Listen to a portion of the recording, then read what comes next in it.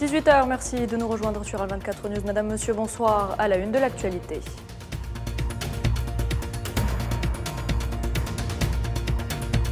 Après un ultimatum, les brigades Al-Qassam lancent une pluie de roquettes sur la ville d'Ashkelon. Au 4e jour de l'agression sioniste sur Gaza, 849 Palestiniens sont tombés en martyrs, 4360 ont été blessés.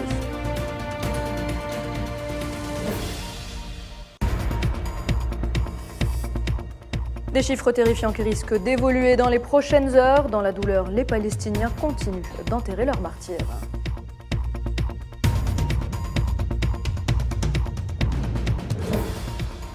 À la liste déjà trop longue des victimes de la barbarie sioniste s'ajoutent 7 journalistes palestiniens tués alors qu'ils assuraient la couverture médiatique des derniers événements.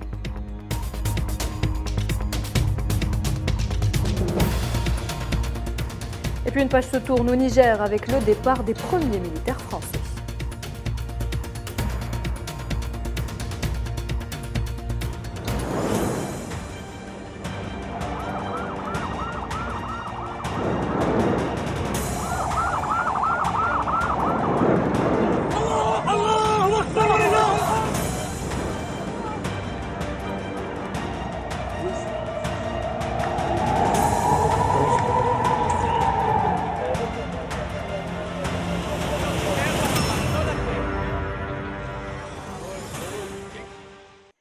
Bienvenue à toutes et à tous. Si vous nous rejoignez, le peuple palestinien vit au rythme des sirènes, des tirs et des explosions. Il continue de subir les affres de l'agression sioniste. Au 4e jour de l'escalade des violences, nul n'est à l'abri. 849 Palestiniens sont tombés en martyrs. Plus de 4360 ont été blessés.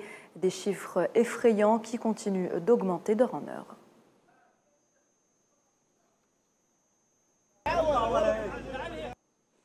La résistance palestinienne, avec à sa tête le Hamas, riposte et cible cette fois-ci la ville d'Ashkelon. Après un ultimatum, les brigades Al-Qassam lancent une pluie de roquettes sur la ville.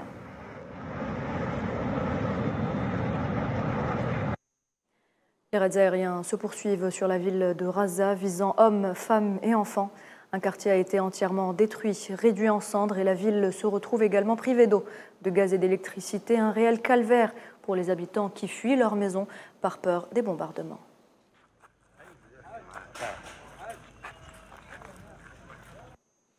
Le régime colonial qui opère une véritable opération de destruction en Palestine avec un seul et unique but, éliminer tout Palestinien vivant dans le pays. La ville de Khan Younes a également subi l'agression de l'occupant, faisant fuir là aussi les habitants.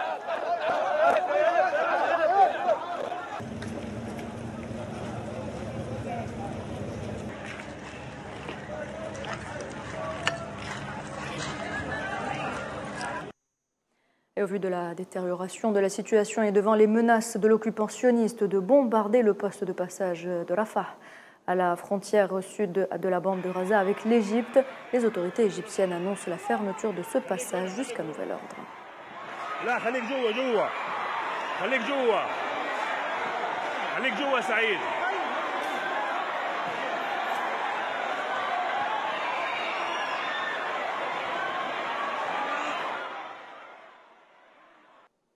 Des dizaines de milliers de soldats de l'occupation sont déployés autour des territoires palestiniens, tirant sur tout ce qui bouge. Dans une morgue toujours à Gaza, les victimes sont trop nombreuses et contraignent les secours à entasser les corps.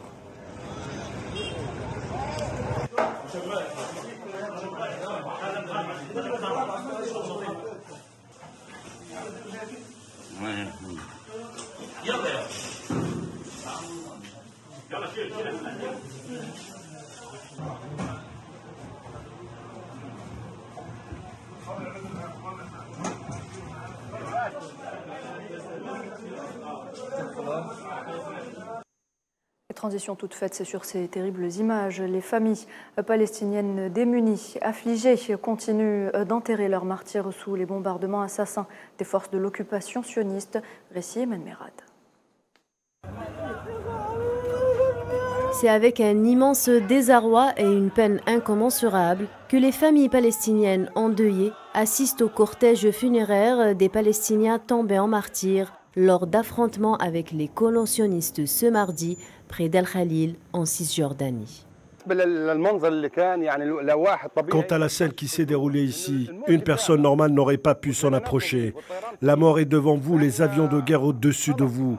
Nous avons entendu les appels à l'aide des enfants et nous avons commencé à les secourir. Nous nagions entre les décombres, Dieu merci.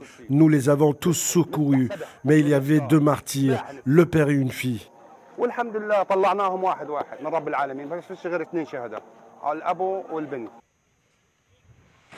Les attaques des forces armées sionistes dans la bande de Gaza s'intensifient au fil des heures, point de répit pour les habitants qui enterrent leurs morts sous d'incessants raids. Mon mari a été assassiné. Pendant que je travaillais à l'hôpital, j'ai découvert que mon mari était tombé en martyr. Je témoigne qu'il n'y a de divinité que Dieu et je témoigne que Mohammed est le messager de Dieu. Puisse Dieu les punir, punis-les. J'ai soigné les patients et les blessés et mon mari est tombé en martyr. Depuis la riposte surprise sans précédent du Hamas, samedi dernier, l'aviation sioniste a pris les civils palestiniens pour cible. Les habitants de Gaza et d'autres régions des territoires occupés campent désormais leurs martyrs et ne sont pas au bout de leur peine. L'escalade sioniste d'une extrême violence multiplie les pertes humaines et matérielles. Face au silence international, l'apartheid sioniste vise à éradiquer l'enclave palestinienne par tous les moyens. Ce régime d'apartheid a poussé des milliers de Palestiniens à fuir leurs maisons et à se réfugier dans les écoles. Je vous propose justement d'écouter quelques-uns de leurs témoignages.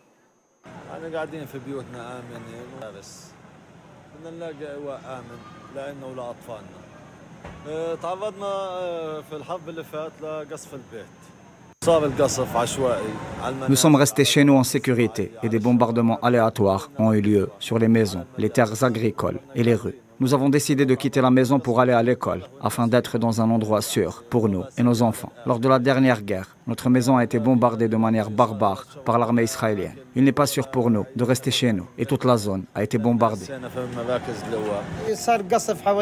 Il y a eu un bombardement à côté de la maison. Nous nous sommes enfuis rapidement. Les enfants ont commencé à pleurer et avaient très peur. Je les ai emmenés et je suis venu ici, dans un endroit sûr. J'espère que cette situation se calmera et que nous et nos enfants pourront y retourner. Nos maisons en toute sécurité et que la vie puisse revenir à la normale. Justement, le Bureau humanitaire des Nations Unies a déclaré ce mardi que près de 200 000 personnes, soit près d'un dixième de la population, ont fui leur maison à Gaza. Depuis le début de cette agression sioniste, ils sont soumis à des coupures d'eau et d'électricité sur ordre de l'occupant sioniste. Depuis samedi, 4 écoles et 8 établissements de santé à Gaza ont subi des dégâts. La destruction des infrastructures et des rues a entravé les mouvements de la protection civile et des équipes médicales qui tentaient d'atteindre les victimes. Selon le ministère des Travaux publics et du Logement de Gaza, 790 logements ont été détruits. Des unités ont été détruites et plus de 5300 ont été gravement endommagées. Les installations de santé, d'eau et d'assainissement ont également subi des dégâts. Les autorités israéliennes ont cessé de fournir de l'électricité à la bande de Gaza, réduisant les heures d'électricité à 3 ou 4 heures par jour. La centrale électrique de Gaza, qui est la seule, fonctionne actuellement. Il n'y a plus d'électricité et il ne reste peut-être que quelques jours de carburant. Les autorités israéliennes ont décidé de couper l'approvisionnement en eau à Gaza. Cette décision affecte plus de 610 000 personnes et entraînera une grave pénurie d'eau potable. Imposer un siège et mettre en danger la vie des civils en les privant des biens essentiels à leur survie est strictement interdit par la loi internationale humanitaire. C'est ce qu'a déclaré la porte-parole du haut-commissaire des Nations Unies aux droits de l'homme. Je vous propose de l'écouter. International humanitarian law is clear. Le droit international humanitaire est clair. L'obligation de veiller constamment à épargner la population civile et les biens de caractère civil reste applicable tout au long des attaques. Les principes de distinction et d'interdiction des attaques aveugles ou disproportionnées sont primordiaux. Le 9 octobre, les autorités israéliennes ont ordonné un siège complet de Gaza, coupant l'approvisionnement en électricité, en eau, en nourriture et en carburant. Cela risque d'aggraver sérieusement la situation humanitaire et des droits de l'homme déjà désastreuse à Gaza, y compris la capacité des installations médicales à fonctionner, en particulier à la lumière du nombre croissant de personnes blessées. L'imposition de sièges qui met en danger la vie des civils en les privant de biens essentiels à leur survie est interdite par le droit international humanitaire. L'Organisation mondiale de la santé demande l'ouverture d'un couloir humanitaire vers la bande de Gaza, bouclée et bombardée par les forces sionistes. L'Organisation mondiale de la santé appelle également à la fin des violences. Les établissements de santé, les patients, les professionnels de la santé et les civils en général doivent être protégés et sauvegardés, comme l'a déclaré le docteur Tedros, directeur général de l'OMS, au cours du week-end. Un corridor humanitaire est nécessaire pour acheminer les fournitures médicales essentielles et l'OMS travaillera avec ses partenaires sur ce point. Et toujours le porte-parole de l'OMS, les raids de l'occupant n'épargnent personne. Des ambulances et leurs occupants sont souvent pris pour cible. Hier après-midi, 13 attaques sanitaires ont été confirmées dans la bande de Gaza. Depuis le début de l'actuelle escalade de la violence, cela a entraîné la mort de 6 agents de santé, 4 blessés et 9 ambulances touchées et 8 établissements de santé touchés. Et en marge de la conférence organisée par l'Institut national des études stratégiques globales à Alger autour de la situation au Proche et au Moyen-Orient et de l'opération Déluge d'Al-Aqsa, les intervenants ont analysé les différents aspects stratégiques inhérents à la nouvelle donne, à l'instar de la normalisation et du rapprochement de certains régimes arabes avec l'entité sioniste. On écoute Majid Naama, politologue et directeur de la rédaction d'Afrique-Asie. Il revient sur la question. L'opinion publique arabe, islamique et mondiale est contre la normalisation avec l'entité sioniste. J'ai été surpris par de nombreuses réactions, à l'exemple de celle du président colombien. La Colombie a été pourtant une base américaine, mais elle a récemment élu une nouvelle direction politique. Leurs positions sont plus attachées aux droits fondamentaux du peuple palestinien que plusieurs dirigeants arabes. Je pense que la normalisation et le rapprochement avec l'entité sioniste ont été le résultat de pressions étrangères, ainsi que la conséquence de la peur et de l'effroi de perdre le pouvoir et les privilèges de certains régimes. Mais cela ne les protégera pas.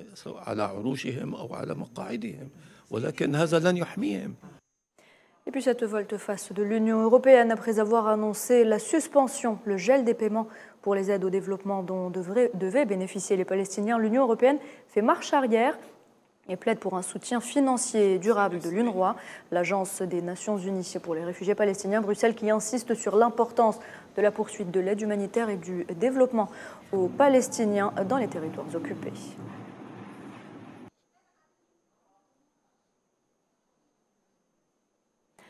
À la liste déjà trop longue des victimes de la barbarie sioniste, 7 journalistes palestiniens ont été tués au cours des derniers jours. Il s'agit de reporters qui assuraient la couverture médiatique des événements à Gaza lorsqu'ils ont été pris pour cible par les hordes de l'occupant Mohamed Wali Ben Shaban. Ils étaient déterminés à rapporter la vérité au monde sur tout ce qui se passe à Gaza.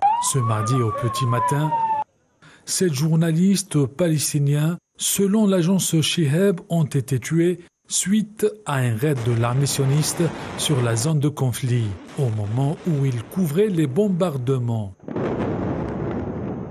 Dans un acte de violence choquant, de nombreux civils, dont les 7 journalistes, ont péri.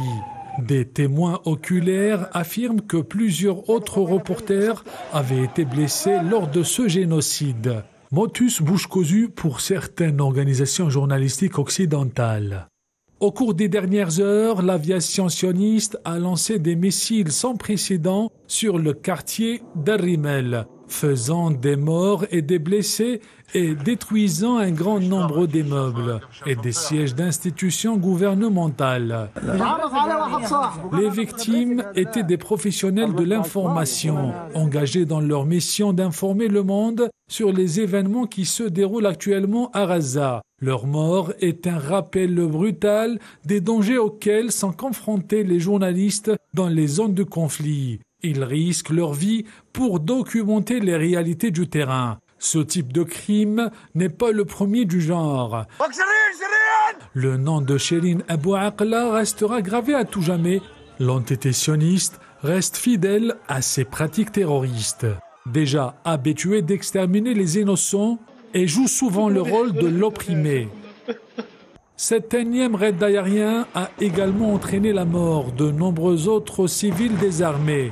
La tragédie soulève des questions sur les mesures prises par les institutions internationales pour éviter des pertes civiles lors des agressions sionistes. Les attaques ciblées contre les civils et les journalistes qui tentent de rapporter la vérité restent une tâche sombre pour toute l'humanité. Et avec l'intensification de ces attaques, plusieurs mouvements de manifestation sont nés à travers le monde, des États-Unis à l'Australie, en passant par l'Europe ou encore le Moyen-Orient. Les militants soutenant la cause palestinienne sont déterminés à faire entendre leur voix. Nariman Zekar.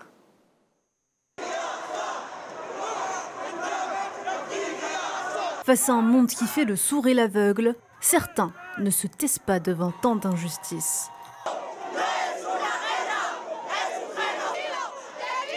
Sydney, Londres, Madrid, Amman, Jakarta ou encore New York, ils sont des milliers à sortir, à protester et à refuser de se soumettre à l'hégémonie sioniste. Maintenant, Israël est connu comme le pays le plus cruel et nous l'appelons sioniste. Arrêtons cette guerre. Israël est déjà mauvais aux yeux du monde, y compris de l'Indonésie. Personne ne soutient Israël. Marcher ensemble contre l'apartheid, contre le colonisateur qui a pendant longtemps fait vivre un enfer aux Palestiniens, ils agitent des drapeaux aux couleurs de la Palestine et expriment leur solidarité à un peuple qui a payé durant des décennies le prix le plus élevé. C'est Israël qui a été violent envers le peuple palestinien à une bien plus grande échelle depuis presque un siècle. Nous sommes ici aujourd'hui soutenant sans équivoque le peuple palestinien aux côtés de la Palestine, faisant savoir qu'en tant que New-Yorkais, nous exigeons la fin des impôts américains qui donnent 3 milliards de dollars par an à Israël, 10 millions de dollars par jour de nos revenus. L'argent des impôts à l'armée israélienne qui sert à tuer notre peuple en Palestine. Comme vous pouvez le constater, nous sommes des milliers autour de nous en ce moment à porter le même message et à défendre la libération palestinienne. La résistance n'est pas du terrorisme, nous ne serons pas réduits au silence. C'est ce que nous pouvons lire sur les différentes pancartes portées par les militants. Une cause principale les réunit, combattre les meurtres et la boucherie sioniste. En fait, ce qui se passe à Gaza aujourd'hui, hier et tous les jours depuis plus de 75 ans est navrant. C'est navrant en fait de voir les Israéliens faire la guerre à Gaza, tuer des enfants et tuer des innocents pendant qu'ils dorment. Ils bombardent les bâtiments au-dessus de leur tête, c'est donc déchirant et il n'y a aucune justice. Bien que tout les sépare, leur solidarité à la cause palestinienne les a réunis aux 4 coins du monde. Ils ont su faire passer leur message. La Palestine n'est pas seule, bien au contraire. Le président vénézuélien, lui aussi fervent défenseur des causes justes, accuse l'entité sioniste de génocide contre le peuple palestinien et note le crime d'apartheid. Nicolás Maduro s'est exprimé au sujet de l'agression sans précédent contre les territoires palestiniens après l'annonce du siège total de la bande de Gaza sous blocus, exigeant un cessez-le-feu, le respect des décisions des Nations Unies. Nous avons produit un communiqué d'alerte, un signal d'alarme devant le génocide qui se met en place contre le peuple palestinien à Gaza, où nous voyons des bombardements aveugles détruisant des bâtiments où vivent des familles et des civils, ce qui marque une nouvelle escalade. Nous avions déjà assisté par le passé à des massacres brutaux contre le peuple palestinien. Durant 75 ans, le peuple palestinien a subi les pires sévices et a été soumis à ce qui est appelé un régime d'apartheid. Ce qui se passe dans la bande de Gaza est qualifié par les Nations Unies, différentes organisations de défense des droits humains, comme un système d'apartheid. L'occupant sioniste, un monstre bâti sur le mensonge et l'impunité. Retour sur l'historique de ces actes avec Salah Faisal. Certes, après la peine vient le soulagement. L'eau prend toujours la forme du vase et la terre revient toujours à ses propriétaires. L'entité sioniste est bâtie sur un mensonge et l'impunité, sur des crimes qui sont commis depuis la fameuse date de 1948, la Nakba du peuple palestinien. Oui, l'entité a occupé et colonisé la terre palestinienne et a torturé tout un peuple au mépris du droit international. Le régime colonial est une machine d'oppression depuis 75 ans. Depuis 3 générations, les Palestiniens sont en train de souffrir et continuent de résister. Aujourd'hui, le monde assiste à un génocide à ciel ouvert contre la population de Gaza sous blocus depuis 16 cruelles années. 16 années de martyrs et de sang devant un monde qui paraît indifférent. Celui-ci a tourné le dos aux droits fondamentaux d'un peuple. La tentative de liquidation de la cause palestinienne est synonyme de trahison de l'humanité. Ce mois d'octobre a vu la réaction humaine des Palestiniens. La résistance qui a subjugué et pris de court aux dirigeants sionistes. L'Occident qui revendique l'objectivité et la transparence a abandonné ses principes et a soutenu le régime d'apartheid, le génocide, a soutenu le pire colonialisme de l'humanité. Les assassins du rêve palestinien, le droit de vie et de paix. À l'heure actuelle, Gaza est privé d'eau, d'électricité, d'aide alimentaire. Les civils sont bombardés. Le passage de Rafah qui relie Gaza au monde a été bombardé aussi. Et la résistance devient l'unique moyen de survie. Tant que le monde est sourd face aux déclarations d'un criminel de guerre, Netanyahou, qui appelle à un nettoyage ethnique. L'humanité prie pour la paix et la Terre sainte. La Palestine appartient aux Palestiniens. Le soleil finit toujours par se lever.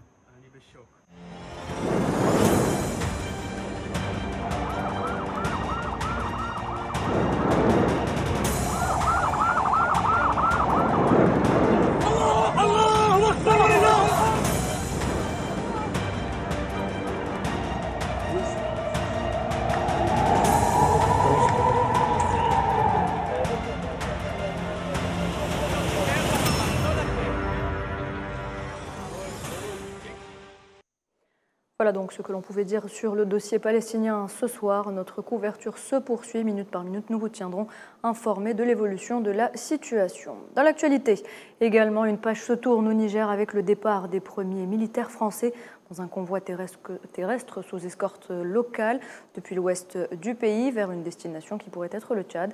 Selon plusieurs sources sécuritaires, le retrait des Français avait été exigé, rappelez-vous, par les autorités nigériennes et le président français Emmanuel Macron avait annoncé leur départ fin septembre.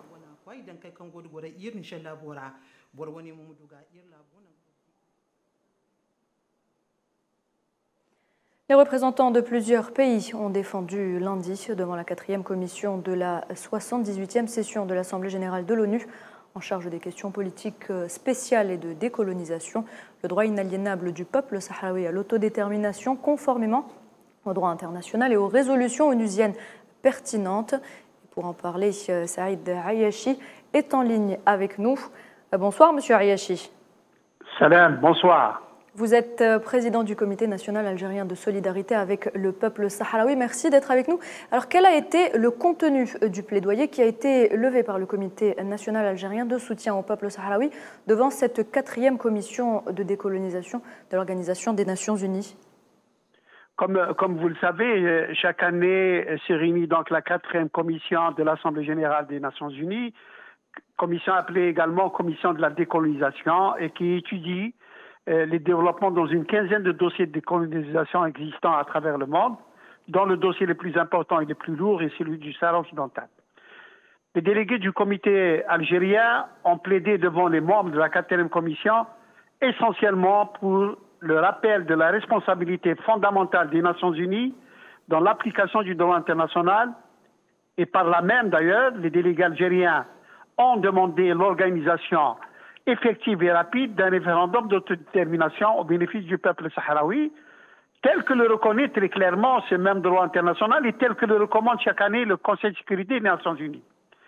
Les délégués du comité algérien n'ont pas manqué de dénoncer dans leur plaidoirie devant les membres de la 4e commission les manœuvres dilatoires, les entraves récurrentes que réalise le régime marocain pour empêcher la tenue de ce référendum d'autodétermination.